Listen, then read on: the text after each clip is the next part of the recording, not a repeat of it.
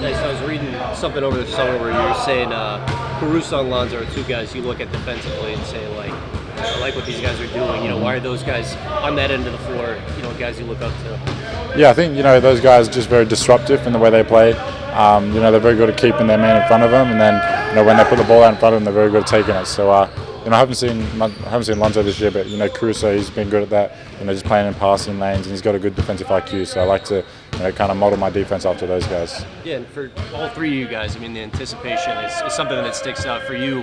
Where do you think the anticipation comes from, the knowing, like, what's going to happen? Yeah, I think it's a little bit of natural talent, but it's definitely something you can work on. Just having good defensive instincts, knowing where the ball is going to go, knowing the scout, knowing plays that teams like to run and where they like to get the ball to. So I think it's just a little bit of everything, a little bit of natural talent, and knowing what teams like to do. Your team's defense is number one in three-point percentage allowed, the worst percentage against you guys in the league. Is there something specific that you guys have done really well to keep that at that level where you're leading the league? Yeah, well, we practice our closeouts every day. Shell drill, closing to feet, making guys who aren't comfortable shooting shoot the ball, and trying to take it away from guys who are comfortable shooting it. So, we work on it every day, and it shows, with teams, not shooting well from the three-point against us. So it's definitely something we pride ourselves on. How much does it help that Herb's blocked a bunch of those, I think? Yeah, Herb. Every time I see Herb closing out, you got a pump fake because he's going to block it otherwise. But learning off Herb's been great. And I want to take my game to a defensive level that he's at, especially considering how good he is at blocking those three-point shots and his defensive instincts. How important is that going to be against a team like the Suns who likes to play outside, shoot a lot of threes? Yeah, it'd be very important. Especially making sure we close out to their feet. Stealing out, not let them get any easy shots off. They're a team that has a lot of good shooters on the team, shoots a really good percentage. So they're also a good team that's good at getting in the paint and finding their shooters. So we've got to be smart defensively, and we have to have each other's back and be on with our rotations. Has anything changed for you, the way you approach a game, coming in and starting compared to coming off the bench? It's the same mindset.